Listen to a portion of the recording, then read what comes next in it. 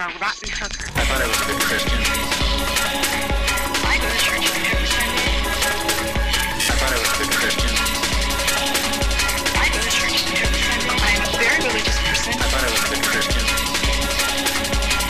The very lies the serpent told to Eve in the Garden of Eden. Garden of Eden. Garden of Eden. The gospel of Jesus Christ. Spread confusion and promote lies. The gospel of Jesus Christ. Spread confusion and promote lies. The gospel of Jesus Christ. Spread confusion and promote lies. The gospel of Jesus Christ. Spread confusion and promote lies. The gospel of Jesus Christ. Spread confusion and Hey everybody, it's Friday, March 2nd. This is This Non-Religious Life. We're coming at you from the Zombie Popcorn headquarters. I'm Bob. This is Jason. Hello. And Ken is on vacation now, so he will not be with us. But filling in his shoes is our guest, Matt. Matt was a guest on a previous show, and we liked him so much we brought him back. How'd you get Ken's shoes? Yeah. I don't know, but I feel like I'm believing Ken. Yeah. It's like the bizarro world of Kenness. And we also have another special guest. We have the Critter. The Critter. Yeah. From the original Critters movie. Yes. As if you weren't weird enough. There. Well, I have my bleeding head fountain, which I'm getting a new water pump for, so we'll have fountain next show. And Jason Voorhees. And anyway. Yeah. Is he kidding? Yeah. No. So anyway, I think we have a good show this week. There's a lot of news. Yeah, there is. So I'm really glad you could make it, Matt. The last time you were on the show, it was a really good discussion. And I know that we all have different viewpoints about things, but I think that it was a good discussion, and it's always, good to hear the other guy's point of view. I get to be the other guy. You get to be the other guy, and we'll have the. He's the outcast. We've got sharp sticks in the corner. We're gonna poke at you. I got the electrical prods this time. So. No, it's not like that at all. Disbelieve. Be one of us. Christians are being persecuted in America. Yeah. So I thought I'd start out. There was a controversial Facebook post today that went around. And I'm not saying that you were making these judgments, but these judgments have been made, and it was about the recent Richard Dawkins debate with. He's a believer now. Yeah. I know that's the part that. Who did he debate? It was like the Archbishop of Canterbury, wasn't it? Yeah, Rowan Williams. And apparently, I also had read that everybody in Britain, like all the tabloids in Britain, were sort of touting this debate as like the next Rumble in the Jungle. It was like they were touting this as like a heavyweight boxing match, and they were saying it was going to be a big dust up, and apparently the discussion was nothing but civil. So What a letdown. Yeah, I know, that's what everybody said. They're Brits. When do the Brits ever act up? So what happened? Yeah. So what happened was Dawkins said that on his scale of belief and non-belief, on a scale of 1 to 7, where 1 was absolute certainty in a divine God, and then 7 was absolute disbelief and a certainty in the disbelief in a divine God, and 3 was the agnostic in the middle. And I don't know why he always did 7, but it's always 7. But I think 7 puts because 7 3 is nice the in holy middle. number. Yeah, So he said that he was a 6.9 on that scale, that he couldn't say with absolute certainty that there was no God. Proof agnostic. Yeah, I know. And so everybody's really holding that up there, and I know you weren't making those remarks, but some of the people that were commenting on that thread were like, "Ha, see," and I was like, "Oh, come on, man, you got it wrong." Well, how did they get it wrong? Talk about what you were. So first of all, they were saying that they were like, "Haha, see, he doesn't know for sure," and in all cases, Dawkins is always speaking as a scientist and a scholar, right? And he's never said that he can prove with absolute certainty that there isn't a God. What he says is that he looks at the world around him and feels that the evidence points to the truth that there is no God. That's where, and we talk about evidence, and Michael Shermer always talks about, these mountains of evidence. There isn't just one thing that proves or disproves anything. It's a series of things, and it's arrows pointing in the same direction. And so, to Dawkins' viewpoint, those arrows all point to a strictly naturalistic world with no God, but he can't prove that. And so, as a scientist, he's comfortable with uncertainty, and he's able to say, well, I'm 99.9% sure, or I'm a 6.9 out of 7. And everybody's like, aha, I knew it. I knew that he was secretly, I don't know. I just they see it as a failing. And I see it as a strength in that, by saying that you're not absolutely certain about that means that you're willing to weigh the other guy's evidence. Whereas if somebody says, I'm a 1, I believe absolutely, that also means that you dismiss the other guy's evidence for his point of view just out of hand, without any consideration whatsoever. Yeah. And I think it's important to, and a lot of people, want to talk about, whether something's been critically analyzed or you're exercising critical thinking skills, and part of that is listening to what the other guy has to say and evaluating the other guy's arguments on its own merits. But what if all of this is just a publicity stunt to get people to talk about the issues? I don't think it's a publicity stunt. I don't know. My guess is that it appeared on HuffPost in a random article, and it might get traction on MSNBC for a day. It might get more traction on Fox News, if I had to guess, and maybe CBN. Did you see how many article, or on the Huffington Post article that was linked in that thing? It had only been up since the 22nd, maybe less than that, maybe 24th. 10,000 comments. I think they're going to break the Huffington Post. Like website. on Google Plus on my account, when that first came out, there was people with their own on their blogs writing about it, and it was all, and every single slant on it was that he was an agnostic. Really? Every single. I mean, and it just goes back what I wrote in the thread today. Is like, who the fuck cares? It does not change the worldview. It does not change your personal view. Even if he said, I'm a Christian, who cares? Well, yeah, but I mean, he's held up as sort of the spokesperson of atheism. He's like, everybody's like, oh, you're an atheist. You like Richard Dawkins, don't you? Yeah, but see that, but that's a straw man argument. But even if it is, the fact that people on the opposition, on the other side, who use that against you, saying, "Well, your leader, right." If they do that, then that's pointless. But I'm just saying, if you're an atheist or a follower of his teachings or his talks or whatever, and you lose faith in what you believe in because he might be an agnostic, or he might end up believing in God, or whatever stupid thing that the media puts out there about him, then you need to reevaluate your own beliefs. You need to have strength in what you think and what you feel, and not just rely on what other people say about it just because you feel comfortable with what they're saying, whether it's the Bible or whether it's Dawkins or anyone. I think you're touching on just the lack of critical thinking skills that people in general lack in society. Like, everyone's latching onto a leader because they're looking for someone to carry, to sort of to kind of toe the line in what they believe and what they've chosen to believe in. But like a lot of people, even some maybe younger atheists, maybe not so much if they've gone to college, gotten their masters, or they've just lived a little bit. But then you have some who are just atheists maybe because they've rejected maybe their parents' faith because they were raised in a way that was just crazy, or they were a part of a religious fundamentalist group or something. I think those guys, when they initially become atheists, I'm not sure they necessarily know what their leg is to stand on. I think they just they're looking for someone to disagree with how they've been taught. And so I think there is a lack of critical thinking skills there. And I think that's why it becomes important when any leader on one side or the other rejects what they've believed in up to a certain point. Like if Billy Graham were to deconvert now, now that he's 93, like that would rock some people. Yeah. Well, right, but one of the things is that when Dawkins is given a talk, or even in his books, and he looks at the question about like why should you believe me?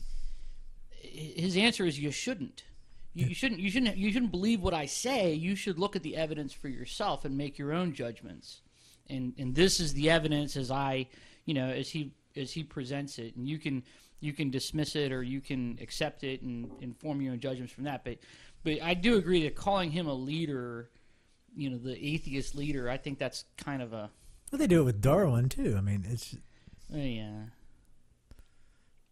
Well, that's back to that. Did you see the the Bill Maher thing where he was upset about people calling atheism a religion? I didn't. And he said it's like calling abstinence a sex position. So I mean, that's true though. Yeah. I do want to touch on just where. No touching, please. I'll just move my hand over here, far away. I do want to refer back to the whole Dawkins issue, because you're right. A lot of people use hyperbole, especially in apologetic circles, and if they have a little more of a fundamentalist slant. I do think because there are times when I've heard Dawkins, he's represented himself in a way and represented his lack of belief in God in a way where it's kind of like, I don't have to say that the emperor is not wearing clothes for it to be obvious to everyone. That when that kind of attitude gets kind of pushed, it comes off as much more of a, okay, so what you're saying is you're a 7. You're saying it's that obvious that it's a 7. So I think when he talks, in a certain way at times, I think that's when, if he shows any uncertainty, it's kind of like, aha, you're not as confident as you said, and I think that's where people kind of come in. And I think that's a valid point. I mean, sure. I mean,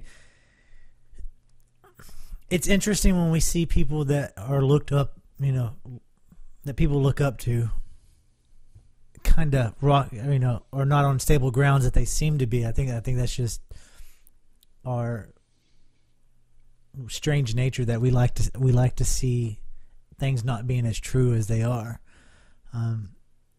but it still doesn't matter. I think it's one of those things where if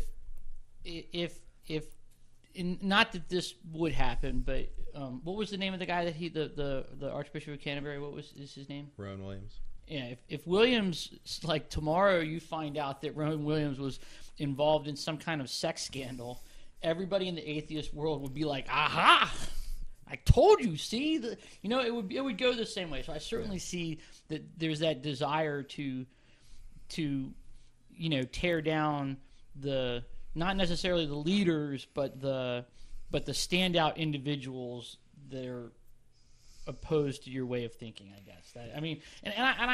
I see that. I guess it's human nature. Well, it's easy to attack the lowest common denominator on any side of the fence. Yeah, but I would be the first maybe one to point that finger, but I also would have to recognize that his actions, be they noble or not, are not necessarily indicative of the entire group. Although I don't know if that would be true or not. I hope it wouldn't be true. I mean, I don't know. And I'm not saying he's involved in a sex scandal. I'm not. He should be though. He's not vocal enough to be involved in a sex scandal. He has to be really loud and anti-gay, and then he's involved in a sex scandal. Which I believe Rowan Williams is actually pro-gay. Well, I mean, it's fine. Yeah, so ha So you're a 3. yeah.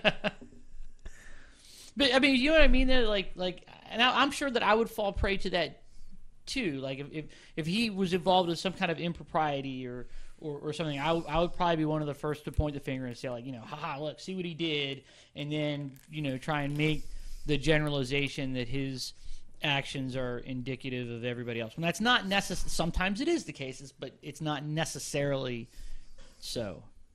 Well, as with all things, I mean, I try to live by a couple proverbs. One is to beware of the kernel of truth in your enemy's accusation.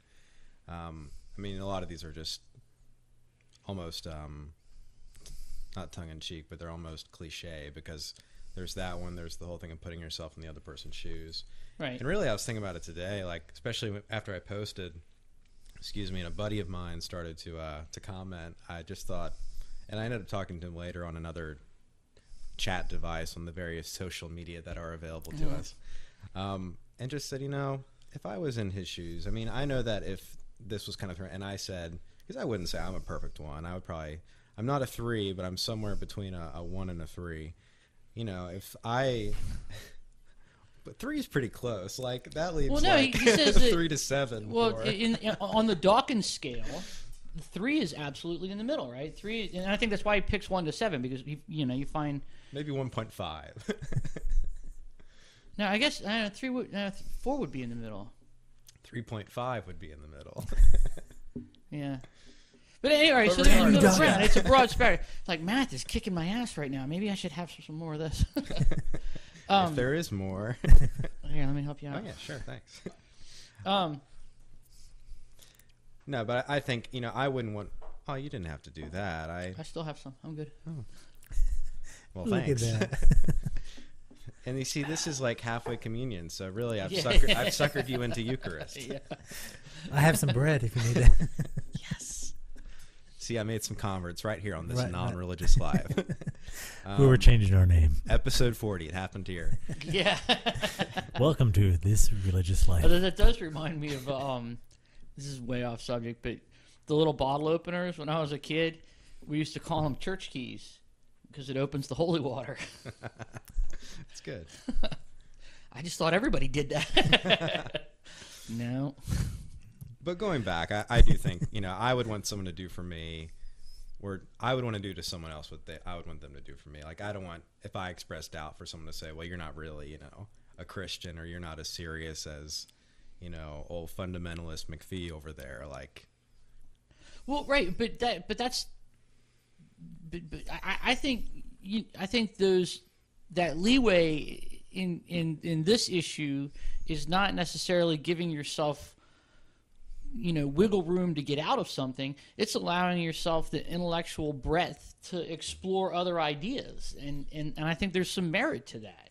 and there was, I forget whether it's Aristotle, Plato, or Socrates, one of the big Greek 3, who said that it's the mark of an intelligent man to consider an idea without adopting it himself. So, I mean, even in that, dialogue is a part of being able to consider the idea and to say, I could see why the world could work that way. Right, but I would have, in that context, I would be almost disappointed if somebody like Dawkins were to say, like, I'm a 7. I'm a 7.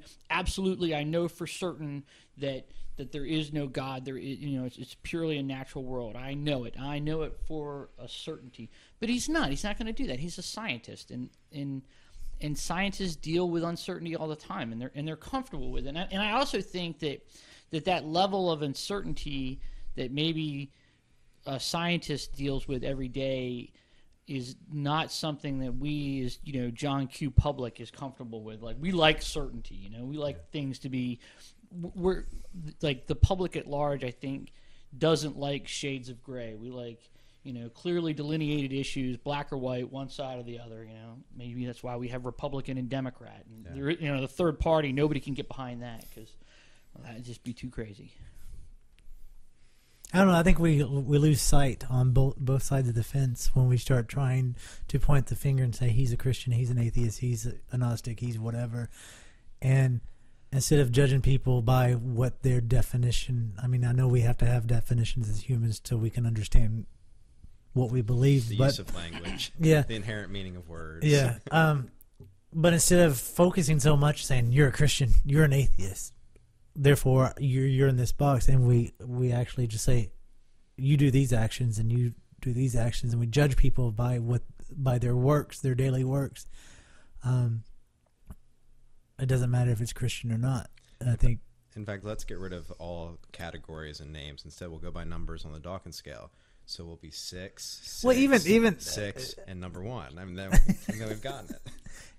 You just said 3, 6. But I'm not afraid of the devil. It's actually the number of man. I'm not afraid of me. No, it's just weird because it seems like all my life, anytime you talk to anybody, or I've my entire middle school to high school, I was considered a devil worshiper. I grew up in a small Texas town that the Lord God was the way, and if there was no other way, you're automatically a devil worshiper. And anytime you try to have any reasonable conversation, it was always, you're a devil worshiper. You worship Satan, or it's either this or that, and it can't be. And if people would just stopped and looked at my actions and said, look, I volunteered, I helped people, I worked at nursing homes, I volunteered, took care of people, then they would say, well, he does good works. It doesn't matter if he believes or not. And we judge people in society by their works and not if they believe in a God or not. So now we've come to one of the big stumbling blocks for me in Christian belief altogether, and it's that you're not judged by your good works. You're judged by your acceptance of Jesus Christ as your Savior, and those good works don't matter. Well, that's what I was saying, is because the whole time growing up. Am I misunderstanding that? Go on. No, that's basically right, but it's more nuanced because there's this whole thing of regeneration and living by the Spirit. And actually, honestly, a lot of people, I don't think, gosh, it's like, honestly, that question is nuanced the deeper you get into theology, because yes, Jesus is the door into the kingdom. Like, if you really get into the theology, he's the door into the kingdom, but the kingdom is a lifestyle of doing to others as you would have them do unto you. I've been on this Matthew 7 kick lately. So Jesus said he's the way, and he said he's the door, he's the gate, and so forth. But he's the way into a lifestyle. And I think a lot of Christians, they end up not really having a good grasp of what that lifestyle and the way of the kingdom is about. And that's because of the way Christianity kind of has this nominal cultural hold, or at least maybe some type of historical Christendom does. There's the whole Catholic-Protestant divide, because Catholics actually have a pretty good understanding of this idea of, like, you're brought into a certain way of life, like justification and sanctification aren't separated. And they're seen as one event, you're made a new man. But when you get away from the professional and academic theology into more of the layman and folk theology, that's where you start getting this whole, like, buying penances in the Middle Ages and so on. Like, you see a corruption of the theology as you get people and politics and all this other stuff in the way. If you actually get into the history, though, of the whole sanctification, justification debate, it helps to bring light to those issues. The only problem is that if you bring this up in fundamentalist circles, you're going to get accused of making salvation by works, which is a no-no. And I don't think it is. Like, I think there's a little bit of a Calvinist in me that says, I think God got a hold of my life, that I wasn't necessarily even searching for him, but I think he got a hold of it. And I think the Holy Spirit moves in my life in a way to continually grow me and to make me God's, I don't want to say his answer or solution to the world, but the solution to the problem of evil, as I learn to live by the Spirit, as I learn to live in the kingdom, which Jesus even says, there are few who find it. Like, the narrow is the way, there are few who find it. And that passage is actually joined with the do unto others passage. So I think I'm finding out in my own personal life how narrow that way really is, and there really are few who find it. Well, yeah, but I know that's kind of esoteric and all right, so kind of scattered. How much finding is there, huh? How much finding is there in a all-knowing, all-powerful God that has already determined whether you're going to find that way or not? Well, that's why I said I'm a little bit of a Calvinist. Like, that's okay. Right. If you cut me deep enough, I'm Arminian, and I just kind of live with the paradox. And all right. Well, we talked about being comfortable with uncertainty. Yeah. Yes. Yeah. Hey, that's fine. But I and I don't have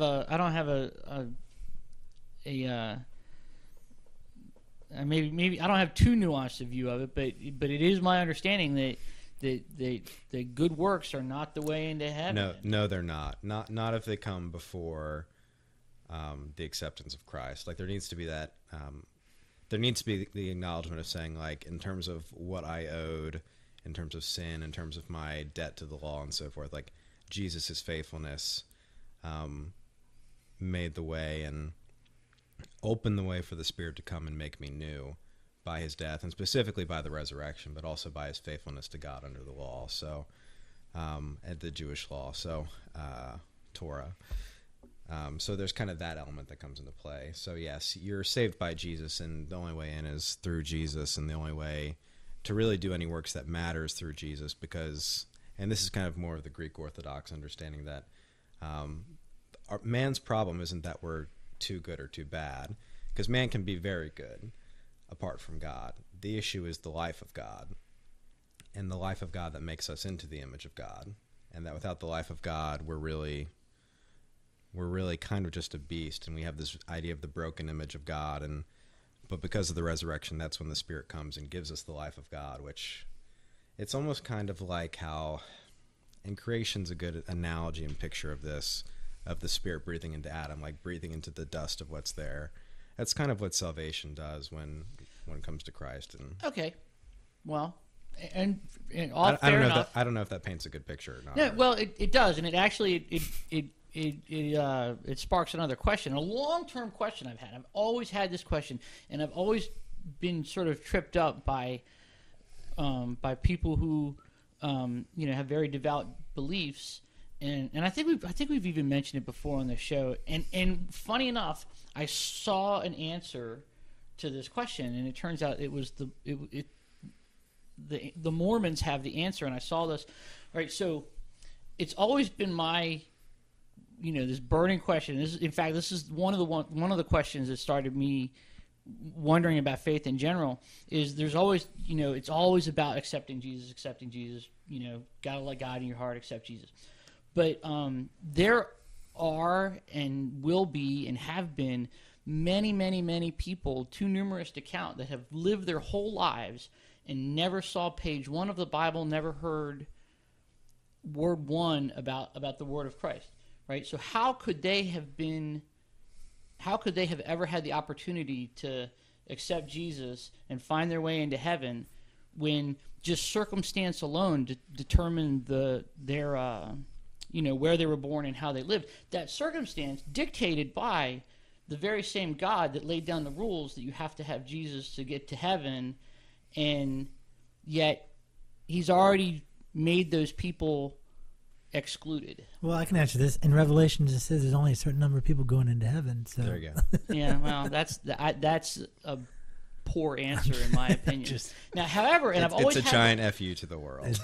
Yeah, and I've always had that question. There are Aboriginal tribes today that are isolated tribes. These are people. These are human beings that live their whole life in isolation. But then I read about it when. I think we talked about it a little bit last week when the Mitt Romney and his wife posthumously baptized Mitt Romney's father, who was an outspoken atheist and like a NASA science researcher. But posthumously, they baptized him. They got him into heaven. And this is the Mormon answer to that very question. Like, no, it's okay. You can die and having never known or heard of God and Jesus in the Bible, but we can posthumously baptize you and get you in even after you're dead. Is that an acceptable answer? Or am I the only one that thinks that's ludicrous? Well, I mean, there is this passage in Corinthians that talks about, but there are a few things in the Bible that we don't know what they mean. There are like three big passages. There's one about Christ descending into Hades or Tartarus or whatever. We're a little uncertain what Paul's getting at there in the Greek. But another one of them is the posthumous baptism issue, which is in Corinthians, I believe. Isn't this why some of you are baptized for the dead? And a lot of us, we don't know what that means. So I don't think it's the answer, though. I think, for me, I see the answer. There's a doctrine called inclusivism, which is the whole idea that the Spirit is present in the world. In John 3, it says the Spirit blows where he wants. So what you have in church history is you have this idea of the filioque, the whole thing that divided the East and the Western Church. The Greeks said, no, the Spirit proceeds from the Father. The Catholics added in, no, from the Son. Now, if you add in from the Son, the problem is that if the vicar of Christ on earth, the Pope, is the representative of Christ, then only the Pope, and by extension the Church, can extend the Spirit. So the Spirit is only present where the Church is. In the Orthodox Church, you'll actually have some would probably make Buddha and some of the Eastern mystics and religious figures saints, because there's there's a lot more of a broad idea of where the Spirit can move in the world and in culture, because he's not bound to the church, and really he's not. Like Jürgen Moltmann's another theologian who talks about the Spirit in the world and talks about the Spirit's activity in the world, and he talks a lot about ecological theology and so on. It's a really cool guy. What is ecological theology? The idea that God's interested in creation care and the world as a whole, and not just in the people. Okay. So there's that element, but I would personally say that, when it says the Spirit is poured out on all flesh, that there's this idea of the Spirit is active in the world. And Tony Campolo actually tells a story of a Christian missionary who went to, I think, Tibet or somewhere in Eastern Asia. We'll just say Tibet. And he goes there and he tells one of the meditating monks about Jesus, and he says, as he's telling him about Jesus and the story of Jesus, the monk starts to cry. And so at the end, he's like, would you like to accept Jesus? Let's score one for the team. And the monk's like, I already know him. And so there's this idea of if the Spirit's active in the world. Well, but I think that, I see that as kind of special pleading in that monk, especially even if it is, let's just say it is a Tibetan monk. They have a very sophisticated theology in and of itself. These guys are not Aboriginal, primitive tribesmen that are just worried about hunting and gathering and sustaining their lives. These are guys that have time to sit around and think about the more esoteric questions. So, sure, he knows him. I would argue that he knows this metaphorical character that's being presented to him for the first time. And that could very well be. And that's where I throw out that story as an illustration of kind of what the idea is pointing to. But but I don't know, man. Have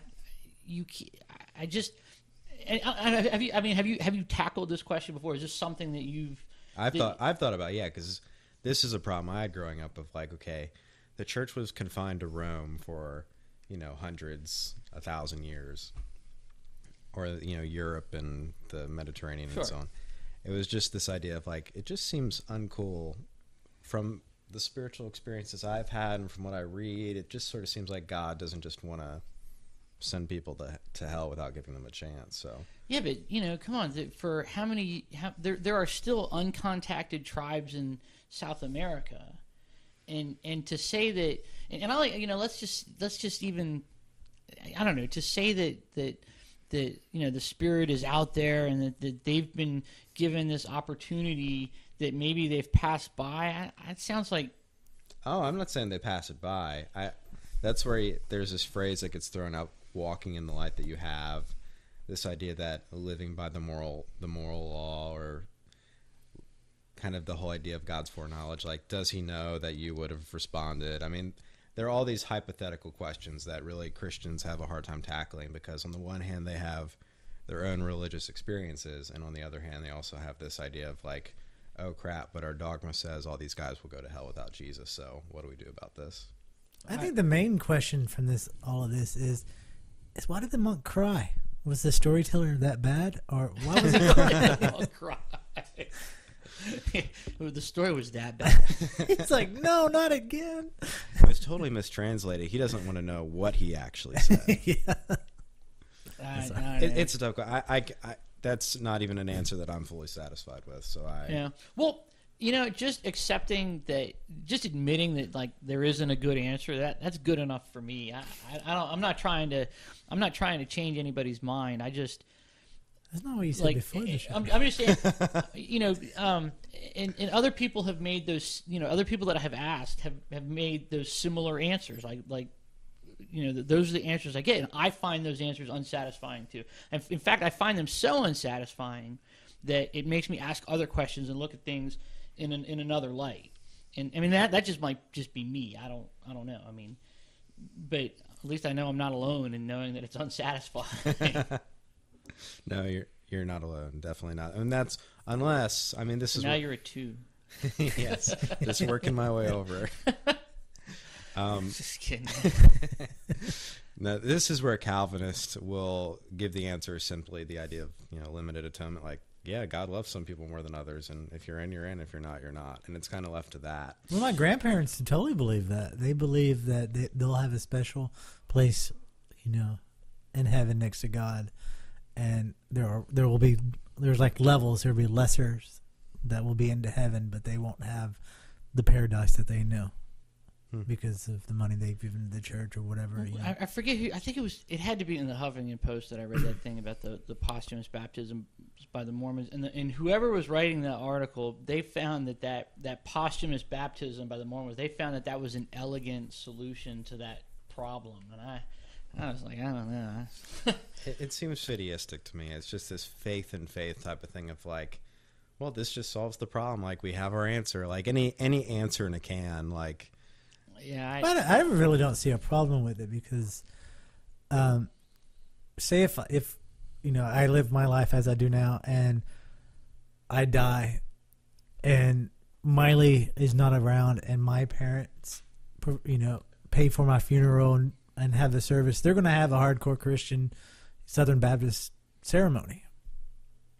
And at the end of the day, I'm dead. I don't that's what I'm saying. It's like whatever's going to make the living, especially my family, feel better. If they know that I'm an atheist and they want to give me a Southern Baptist funeral, I don't care.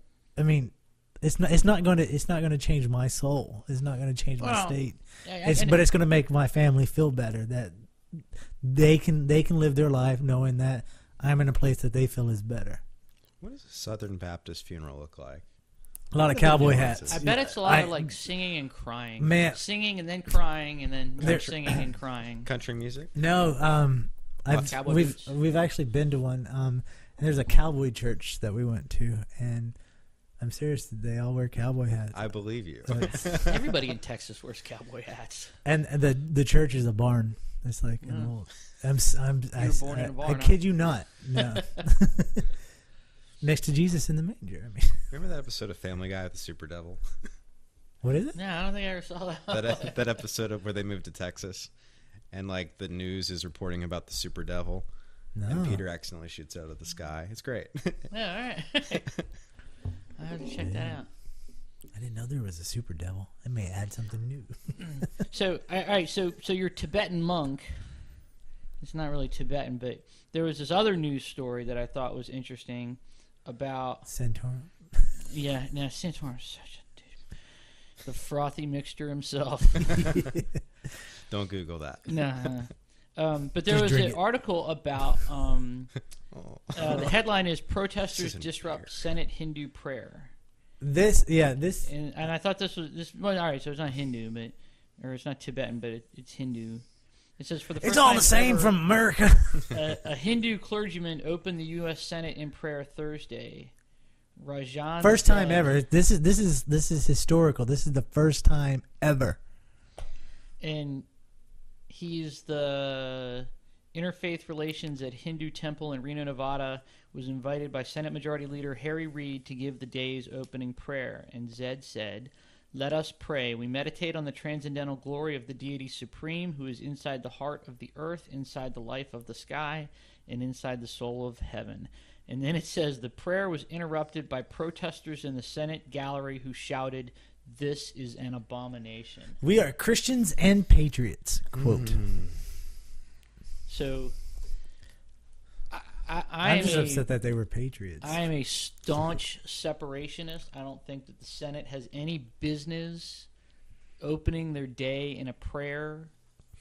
If senators wish to pray before Senate is in session, they are free to do so.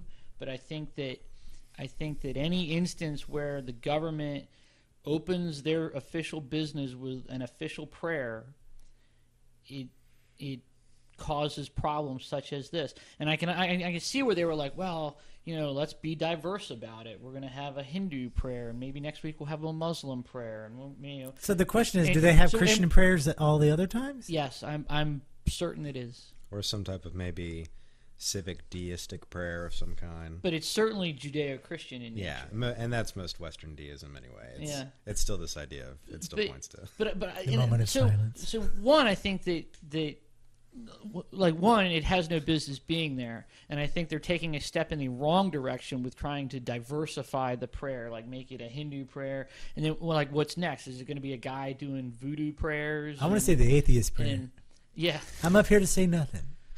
Good morning, So- everybody. but as soon as you respect another religion, then the Judeo-Christian religion gets its panties in a twist over it and starts shouting, "This is an abomination."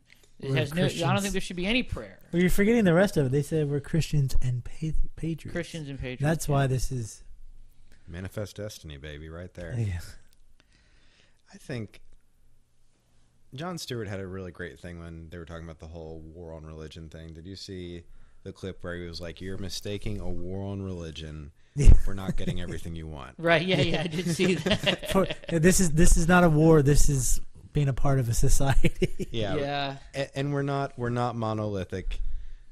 I mean, at one point, Protestant Christianity was probably the more dominant of faiths. I mean, you had deism in the Founding Fathers, but you also had, maybe among the populace, a lot of Methodism, a lot of some of the holiness movement, Second Great Awakening, a lot of the First Great Awakening crowd. Like, I mean, that's kind of the American history I tended to, as I was growing up, that I was just sort of taught, like, that was emphasized. Probably a little less of the Jeffersonian types, but I think even still, like, I think to have some type of, like, historical, like, I don't want every monument in society taken down that has that's publicly funded but is a religious symbol, especially if it's historical in value, because I think at some point there just needs to be the acknowledgement that religion, a civic religion to a certain extent or the other, has played a part in American history. We'll give an example of a monument that has religious ties that is historical. I can't think of a monument offhand. I can think of, like, one of the first Senate acts being to like give Bibles to the American Indians and so on. Like there is that tradition in there. Like, that has been done in the foundation. And likewise, you have your Jeffersons, you have your deists, you also have your Patrick Henrys, and you see them. But all right, and I agree with you, because you can't tear down every monument. You can't rewrite history, right? What's done is done. But moving forward, we need to not. We can't fall back and say, well, this is tradition, this is how we've always done it. If the Senate were to pass a bill today to pay for Bibles for, I don't know, people in the Philippines or Israel or Iran, Iraq, any of the Middle Eastern countries, like as in a missionary work, I would not vote for that. In fact, I'd be appalled at that. We can't. The government has no right to do that, and it shouldn't have done it then. And I think, but it did. And I think society's changed too. Like, it just has. Like, let's talk about something that's really happening. I mean, in Alabama, they're passing the law. They passed the law where you can have religious teachings and get school credit for it. I know, and I thought about that one a while too. But I mean, I'm saying we're digging for real life examples. And that's a really interesting point, because I went and reread that again, and that law doesn't say, and it's really a lot of gray areas in there, and bottom line, you get a right? credit for it. Yeah. So it was, the law was that this, and it was started by a guy who wasn't able to. Was it lead prayer in his class? I don't know. It was There's multiple states that read from the Bible, and I think teach creationism was like his goal. Okay. Which it stinks that all these religion courses are really just about teaching creationism. Like, that's really what it's about. Right, but here's the thing, right? It's held off campus. It's an elective. It's not required. It's the school bears no expense, and so no taxpayer dollars. The students are not required to attend. Whatever church is sponsoring it, they're responsible for transportation back and forth, and I'm sure that they're taught. I'm sure it's just a way to teach creationism, and I have to kind of personally, give it almost a pass, because you can't. I'd like to. No, I mean, everything that there's no grounds to there's no grounds to stop them. Everything that you've said should happen, but where it crossed the line and where it became the issue, where people are like, what the fuck, is you get a credit for it. And by getting the credit, that is putting public funding to it. I thought about that. So getting, there is no public funding. It's an elective, right? However, the only issue is that it's done during school time, and so if they're teaching a course about religion, because I think, and I'm with you on this one, I think that there's a lot of value to learning about religion in general, not necessarily indoctrinating somebody into the beliefs, but saying these are the beliefs, right? But I don't think that that's going to happen. What it's going to be is it's going to be teaching creationism. It's going to be teaching young Earth creationism, and that's like saying like, hey, mom and dad, I want to go take an extra credit math class where I'm taught that 2 + 2 = 5, and you're going to get a grade on it. Because they're not teaching religion as an academic subject. It's being taught as an ideology. However, there's nothing there. I can't stop that. No, but but you keep saying that it doesn't take money, but it does take money, because if they're getting a credit, even if it's an elective, and you failed that course, that it goes against, even if it's elective, it goes against the kids' overall score. Then they'll just do it after school hours. But there's still somebody. It's the same thing that we were talking about, Rick Perry, of sending out alerts about the response on government letterhead. Yeah, I know. There's still public people being paid to take the system part of it, and it's certainly working within the system as best it can. Yeah. I'll give it that. I mean, I don't have a problem with it. They want to teach it, whatever. It's that slippery slope area. We're getting to that point where it's like, well, we can give a credit I here. agree, it's slippery. We can give it in.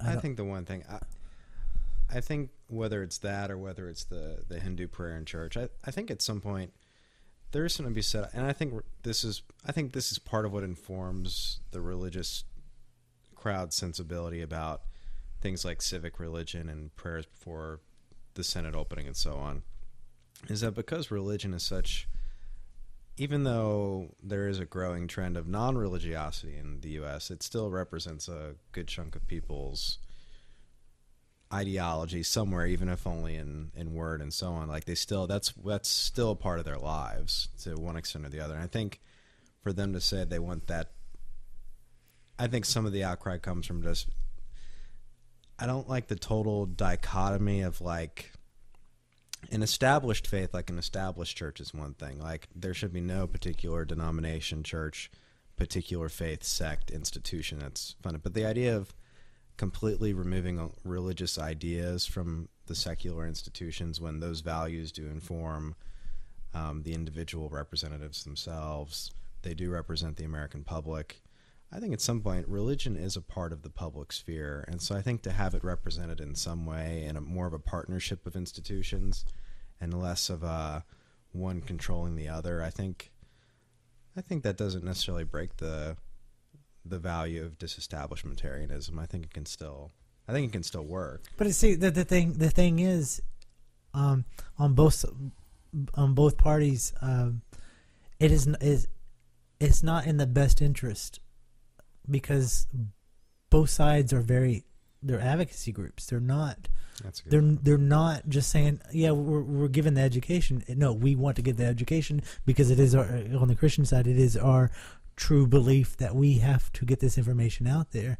And then it's the atheist side or the what Buddhist, whatever, that you're like, no, my religion is not being represented, or this, and it's a clash. It is not a compromise. It's not where it's being merged together and saying, okay, this is going to be a healthy environment. These are two activist fears crushing into each other. That's true. I guess it is one of those things where I guess, and you see that even in the Hindu prayer before Congress, It's not like cooler heads were prevailing. Ideally in a pluralistic society, what you would have, and Bertrand Russell actually says this in his essay on education and why I'm not a Christian, where he talks about how education should afford even various religious groups to, and he might have meant this more at the university level, but for different points of view to be represented. And that way, all sides are being heard, all sides are educating on their stances, their worldviews, their beliefs, and so on. Like he talks about allowing the Jesuit priest to teach at his college. And he makes a comment tongue-in-cheek, but he's right. He was like, I'm not necessarily sure that priest would allow me to have the same rights at his college. And yet I would hope in an ideal pluralistic society that all these ideas would be allowed to compete. And I'm not talking about going against the hard sciences, but when we talk about some of the more worldview, philosophical, religious issues, that in the public sphere we allow all of these ideas to compete, and we study them both academically and from the viewpoint of those who advocate for them, where everyone can see, okay, this is the beliefs from the academic setting. However, a convert kind of gives more of a nuance to some of these ideas, and that gives people a chance to sort of shop versus trying to create some false dichotomy of like secular state and religious institution, because really spirituality informs, I think, a good chunk of humanity as a whole.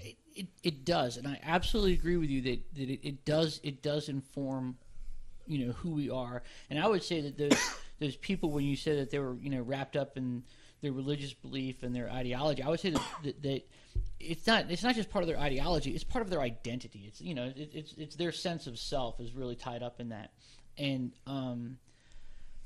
but oddly enough, there was another post I commented on today about somebody was.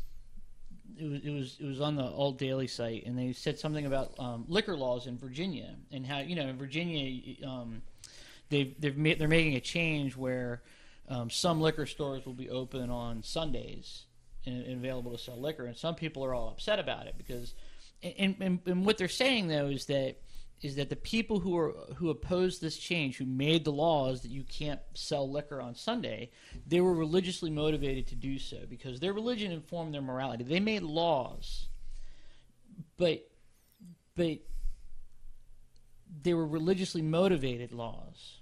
Now, if you could provide hard, unbiased data that shows that selling liquor on Sundays is good or bad for the community at large, right? You can have a discussion about that. But you can't say selling liquor on Sundays is wrong because my religious view says it is. Because then I could just come back and say, like, well, my religious view, my particular religion, it requires me to buy and consume liquor on Sundays. Which actually, did I ever tell you about the Deuteronomy 14 passage where it talks about if you can't tithe, if it's too far away, take it, convert it to money, buy wine and strong drink, and make your heart merry or whatever. Oh, all right. So it could very well be your religious belief. Yeah. To So, but consume. that's not such a stretch, right? So now the religious motivation has made a law that restricts someone else's particular freedom of religious expression. And the Establishment Clause, it clearly says Congress shall make no laws accepting. How does it go? Accepting any religion or promoting the free expression thereof, and so, which in all fairness, a lot of them probably had a Judeo-Christian framework in mind, and we're probably thinking more of like a Church of England type establishment of religion. I'm sure they were, but now we do live in, like you said, that pluralist society, and so you can't, if you're going to make a law that's going to govern us all, right? Because we all participate in the democratic process. Those laws can't be religiously motivated because any religious motivation is going to exclude or prejudice against some minority somewhere. Well, ideally, religiously motivated laws don't all have to be about things like keeping liquor stores open on a Sunday. Ideally, some of them shall not kill. Yeah, well, there could be that one. There could help the poor. Like that could be like nobody cares about that one. Yeah, come on. But now, like, don't get me wrong. I'm not saying that just because my religion says that I have to buy and consume alcohol on Sunday means it's okay. Because in the larger context, there should be a secular discussion about whether buying and consuming liquor on Sundays is good for everybody else. Right? So, but I agree. Legislating personal piety isn't possible. In fact, I mean, I actually had a discussion with one of my classes the other night, and I said I posted an article, one of the hundreds that get posted to my Facebook on a daily basis. Not at work, of course. Right. But one of them was about being a Christian non-voter. And like I told my class, like in terms of like, and this kind of going back to this idea of the prayer and the Senate thing, like for me it's almost a non-issue, because in the end, like, I can't legislate Christianity on a country, and really, who would want to? Santorum? Yeah. Rick Santorum. Don't Google that. But if you're looking for someone to really believe this thing and live a consistent Christian life, like if that's the goal, do you want a bunch of culturally nominal religious people? I mean, this would be more the question I would ask to the converted, but it's like, do you want a bunch of culturally nominal religious, like, lip service, or do you actually want real devotion? And I'm not sure if... What's different now? What in terms of... The lip service and all, you know. Oh, exactly. So what would change other than there would be amen at the end? Well, and that's exact. And you're probably right. Then I think we're all getting a revelation of why the prophets were all so pissed because of that right there. It's like you think you have something and you don't. And I think, again, that's why I think, again, it goes back to that few who find it and this idea of the way being narrow, because everyone wants to legislate piety and make it about all these, about drinking on Sunday. Or morals is the downfall of everything. I mean, yeah, but it's okay to have it's okay to have your religion and your spirituality inform your moral viewpoint. I mean, it should. It can't not, but you can't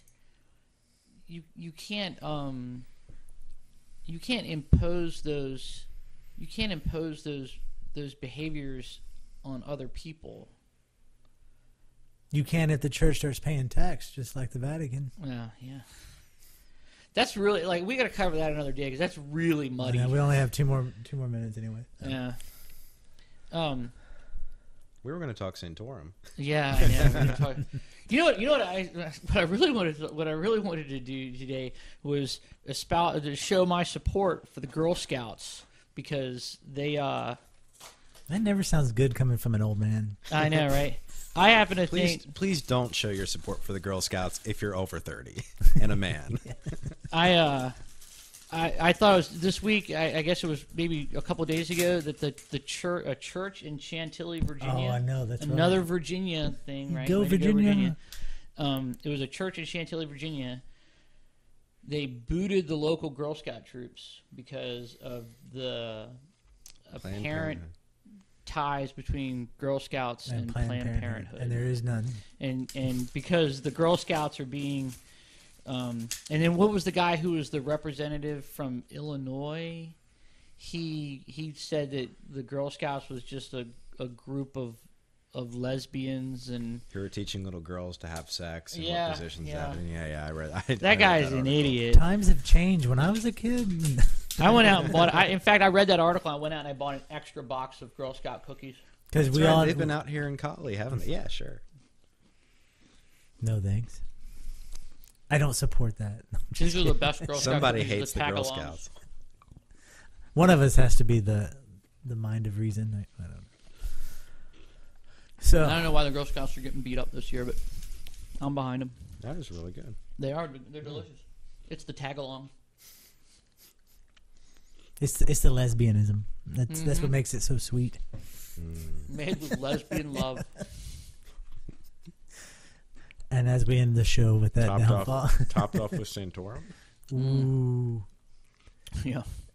I love that video about how he's here to protect us from Satan. Yeah, we could do a whole show on Rick Santorum. So it reminds me, what do you know about Mormonism? We should tackle Mormonism. No, we got that guy who wants to come on with Mormon. Yeah. He's a conspiracy. You got a guy. But he's a conspiracy theorist, so I don't know how. He's a little bit of a nut. You don't got a guy. I don't know. But anyway, We need to wrap this show up. You want to take us out? You want me to take it out? I'll let you do it because I forget all the stuff. It's so funny because in my mind, like I was preparing to end in prayer. You want to take us out? Pray all you want. No, we don't have to. It was just funny. I was like, "Well, Jason, go ahead and lead us." I like Girl Scout cookies. Everyone, bow your head. This is communion, Girl Scout Wait. cookies and beer. We have it all right here. Please bow your head. Thank you, Lord, for this excellent show and for our special guest for blessing us with no technical difficulties. And if you want to give to our church, please go to zombiepopcorn.com or give us a call. merch. Give us a call at 757-337-2195. And if you really want to reach into your heart, you can send us an email at nonreligious@zombie-popcorn.com. We promise to So, read it. so are you praying or are you talking to your audience? It got messed up. Yeah, it did. I don't know how to do it. A little bit of both. I'm talking to God. If you want to email me, God. No. Anyway, I always like the Monty Python prayer where they're like, "Oh God, you're so you're great. so big, so really, really big. Gosh, we're all really impressed down here." No, but anyway, thanks for listening. This has been thank you for coming on in the show. My pleasure. Again. And seriously, if you have any ideas, questions, comments, or you just want to tell us what you think, give us a call at 757-337-2195. Email us at nonreligious@zombie-popcorn.com. Leave us comments on everything. You can listen to us on iTunes, Stitcher, or your portal of choice. On the iTunes. Leave comments. Let us know what you think, and we'll see you next time. All right, good show. Ken will Good be night. back next week too. Yeah, Hopefully. we hope. Jesus got out here. I thought I was a good Christian. Jesus died on a cross. I go to church every Sunday. Jesus got out here. Then I read that Jesus died on a cross for a rotten hooker. I thought I was a good Christian. I go to church every Sunday. I thought I was a good Christian. I go to church every Sunday. I'm a very religious person. I thought I was a good Christian. The very lies the serpent told to Eve in the Garden of Eden. Garden of Eden. Garden of Eden. The gospel of Jesus Christ. Spread confusion and promote lies. The gospel of Jesus Christ. Spread confusion and promote lies. The gospel of Jesus Christ. Spread confusion and promote lies.